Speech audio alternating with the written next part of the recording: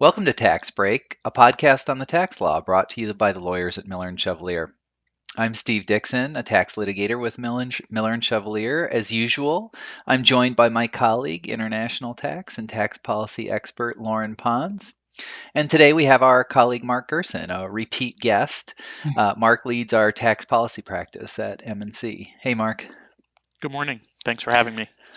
So we're having Marc on today to discuss the 2021 Tax Policy Forecast Survey and its results. That survey is the firm's annual attempt to take the temperature of tax executives on what they think will happen with respect to tax policy and legislation in the upcoming year and years. As always, the idea behind Tax Break is to provide listeners with some perspective on select tax issues that we think are interesting. And as Loren knows all too well, this is usually where I say we stay high level, so you don't have to have a copy of the regs in front of you.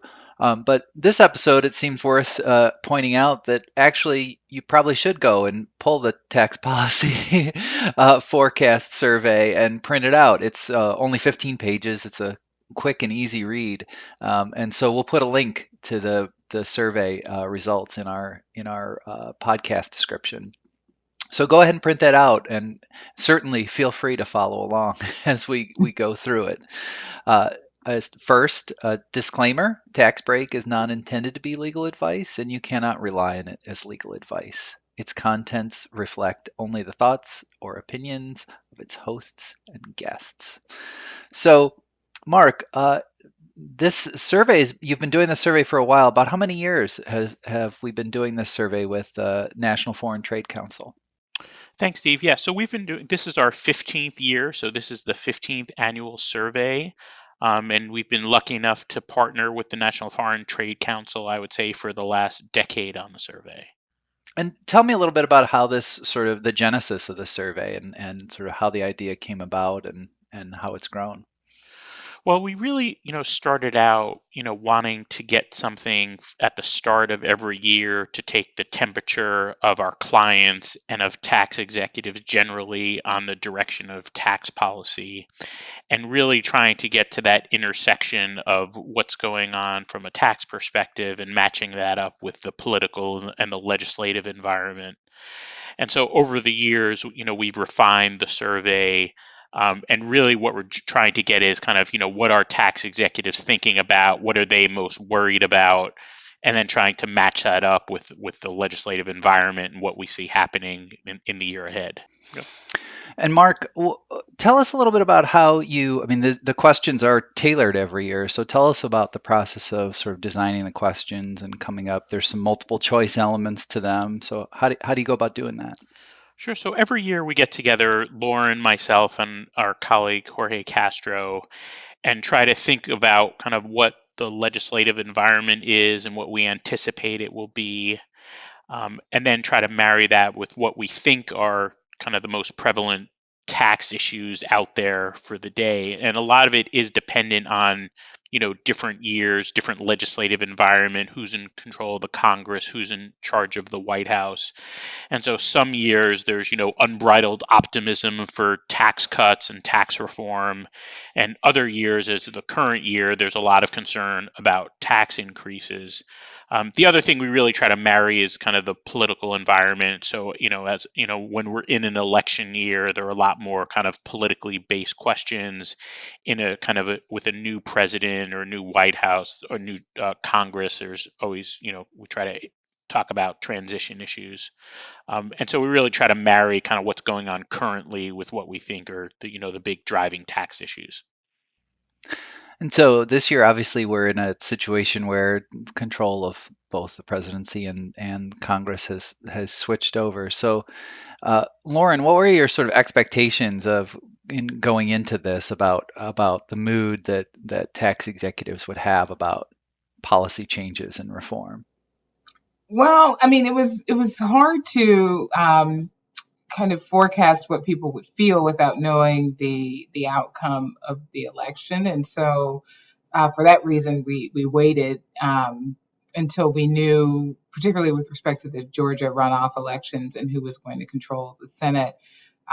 We waited until once those outcomes were known, then it became clearer the ease with which President Biden would or would not be able to pursue his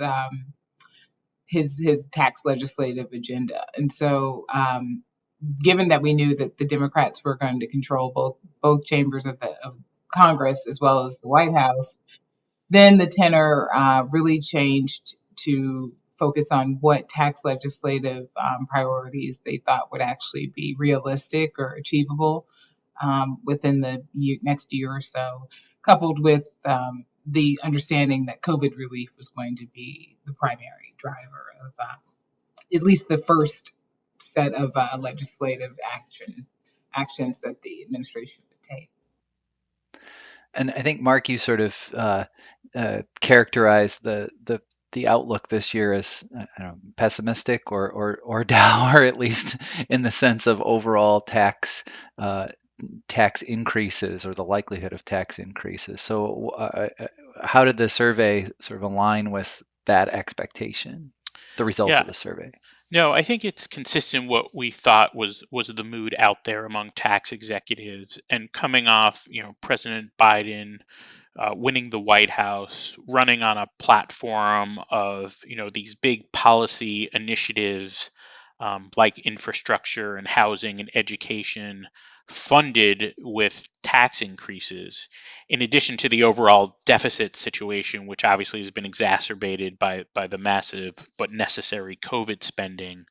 I think our tax executives are very much on edge with respect to potential tax increases. The Biden plan had these fundamental, huge increases of, big proposed increase in the corporate tax rate, similar big changes on individual and capital gains rates.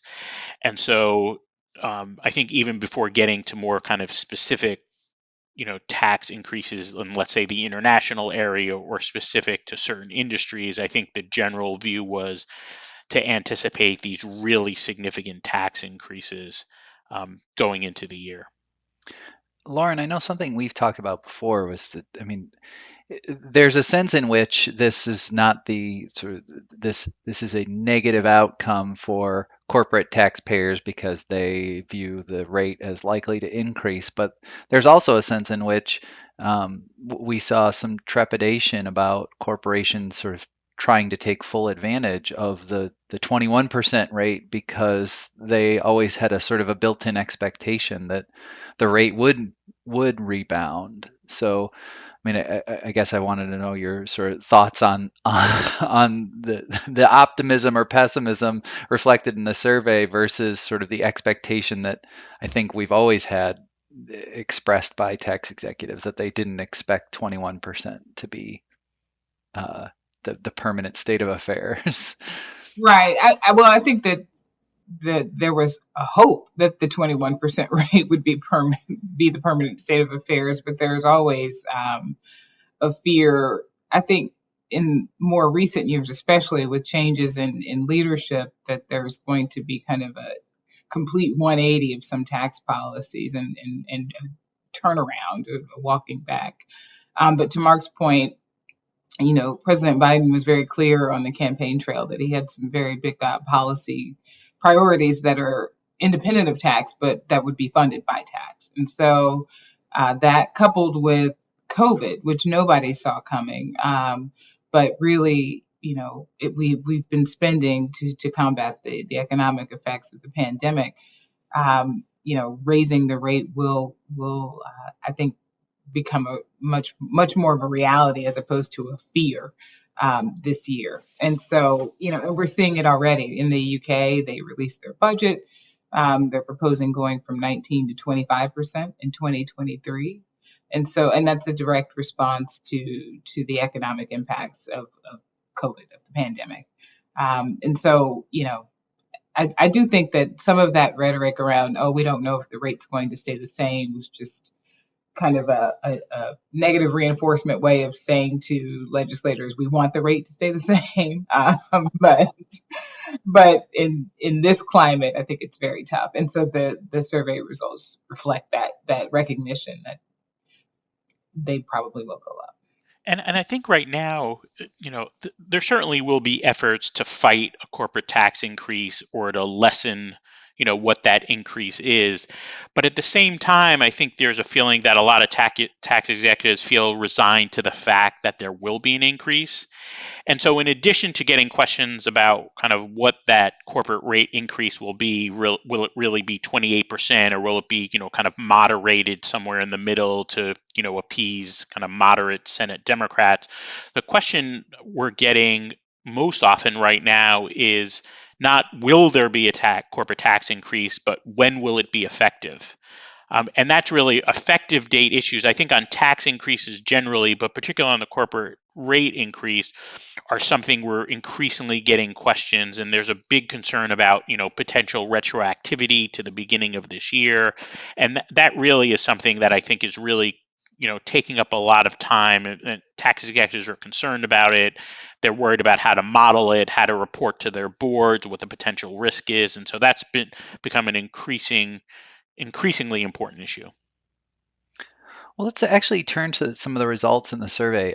I guess one question I have for you both is what surprised you in the answers from tax executives this year? Mark, you want to go first? Sure.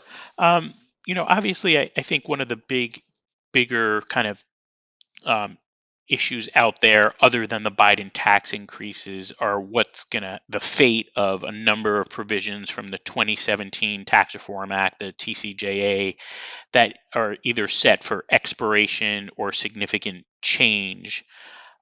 Including at the end of this year, there is the change to the 163J interest expense deduction limitation, and also the change on the treatment of R&D, which would require 5-year, R&D amortization.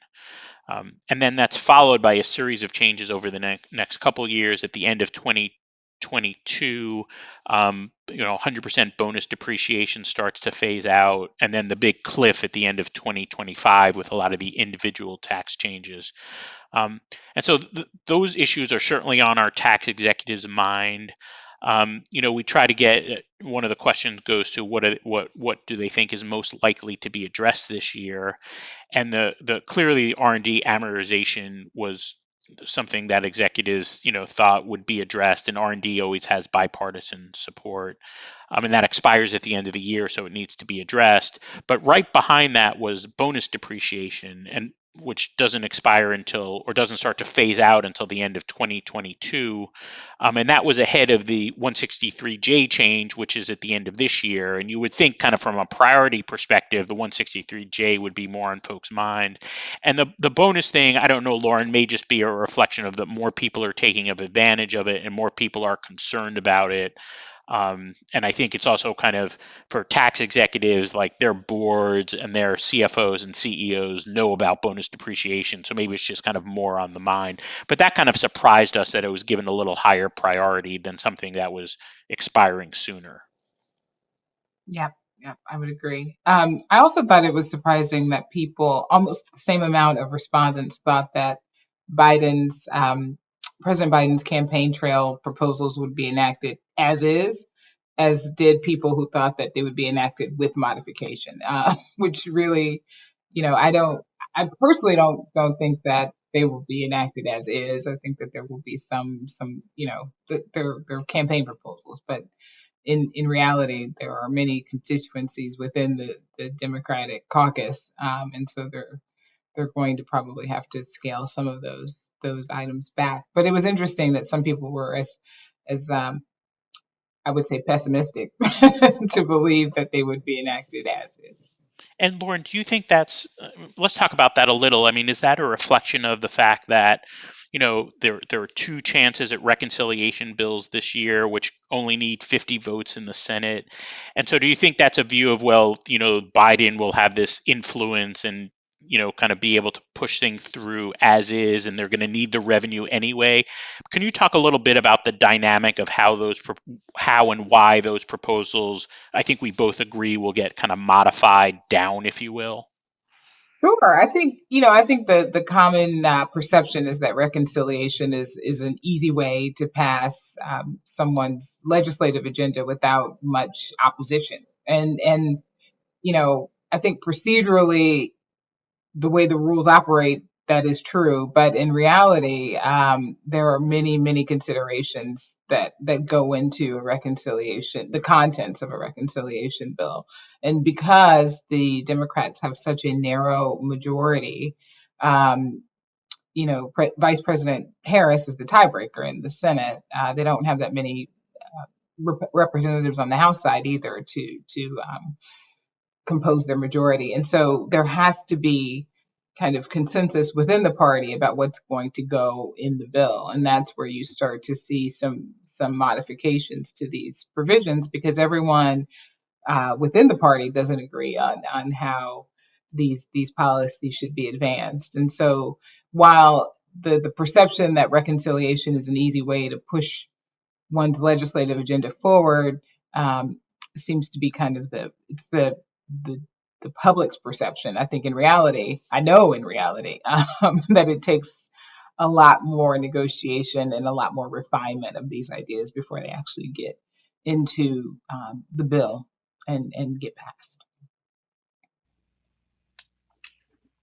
One of the things you mentioned in the survey is the new Deputy Assistant Secretary for Tax Policy in the Treasury Department, Marc, and he stated his preference that the annual Green Book process be reinstated. This seems like it's a big deal. Could you explain to our listeners what it is and why why it matters?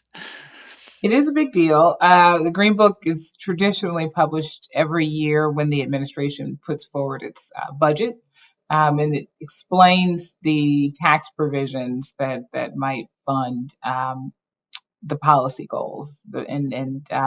It's important because if we look in past Green Books, a lot of, they say past is prologue, a lot of what ultimately ends up being enacted in some form or fashion has been previewed to a certain extent in Green Books, particularly, in the domestic space and in the international space. But since I spent a lot of time in the international space, we've seen kind of the history of ideas kind of set forth in the Green Book. And there's a lot, and it's a great way because there's a lot more meat on the bones of proposals that have been kind of talked about in the public consciousness. And so we, as practitioners, as well as taxpayers, are looking forward to getting more information about how the administration plans to really move forward with the ideas that they unveiled on the campaign trail. And so when we talk about GILTI, for instance, and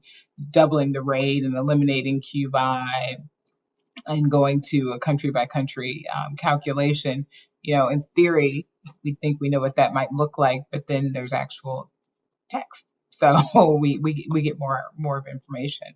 And I will say in the last administration, there were no Green Books, partly because there was tax reform and there were other, competing priorities. But so it's been for more than 4 years since we've seen a Green Book. And so this will be a welcome return to kind of regular order.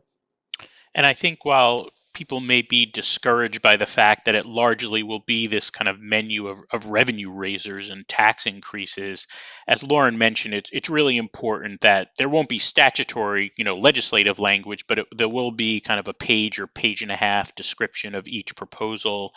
And so looking and just seeing kind of scope and application, proposed effective dates, I think particularly in addition to GILTI changes, this proposed 15% minimum tax, there are a lot of questions about how it will work.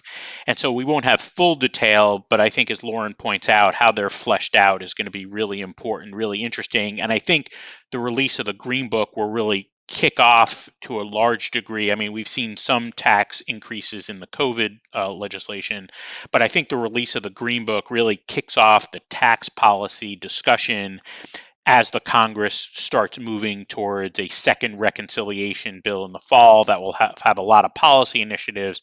But I think it's really being thought of as one that will have a large amount of tax increases, and the Green Book will really start that discussion.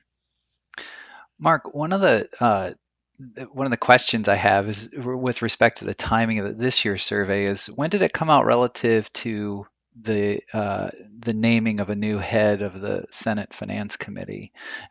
And does that and did was there any read on that from the survey in terms of a I, reaction?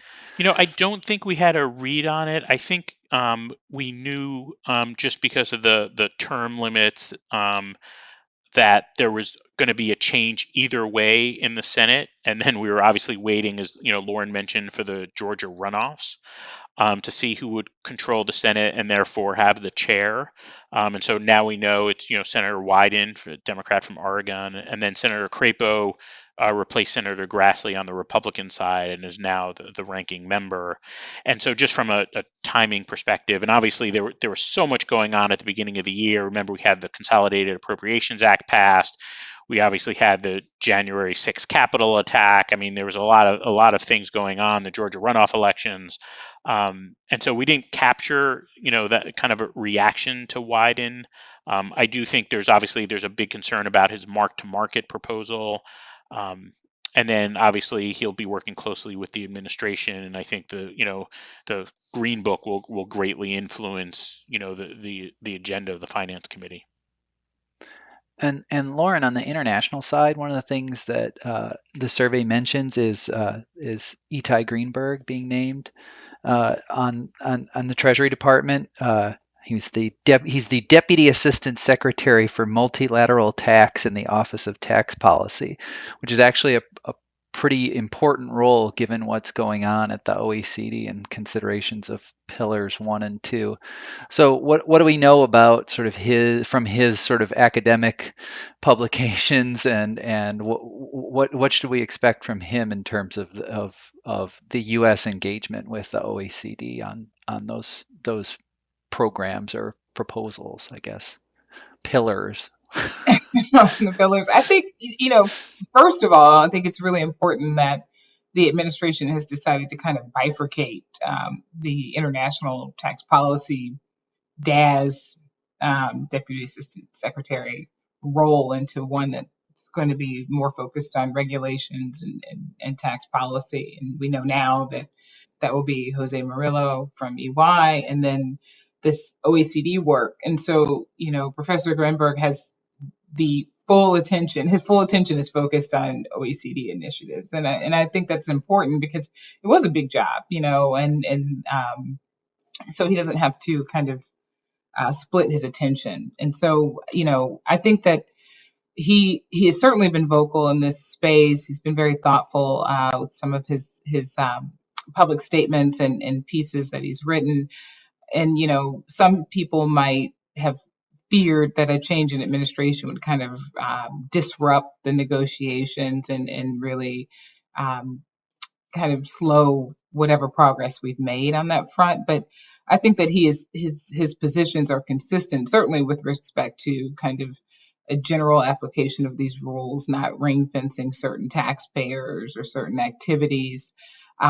We've also learned in the last week that the U.S. is abandoning its safe harbor, its call for a safe harbor with regard to Pillar One, which is expected to kind of push negotiations forward and really help with moving things along. And so I think that that's certainly a positive development in Does terms that of mean does that mean that they'll meet the July 2021 deadline? uh, I will reserve judgment on, but I do think it's a good indication of the seriousness with which the administration is approaching the work, and the commitment to continuing the U.S.'s involvement in negotiations. And what was the overall reaction of the in the survey to the likelihood of the OECD getting something done in the coming months? I think it's funny because last year we asked a similar question, and every year it seems to be that the consensus is they'll reach consensus next year. So the So their response, survey responses last year are incorrect. yes, and we'll see next year whether the responses for this were correct. But the estimation that the inclusive framework will reach some kind of consensus this year is relatively low.